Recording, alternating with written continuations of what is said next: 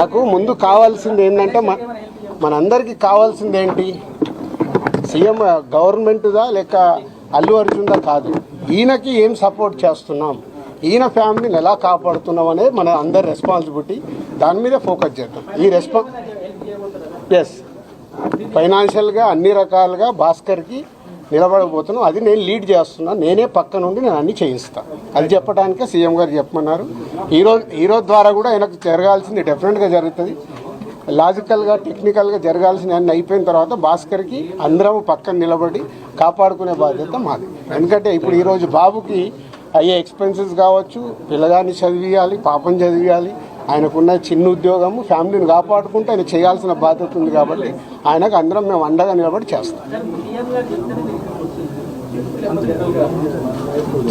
నా డ్యూటీ నేను చేస్తున్నాను. నీ డ్యూటీ నువ్వేం చేస్తున్నావు? నువ్వు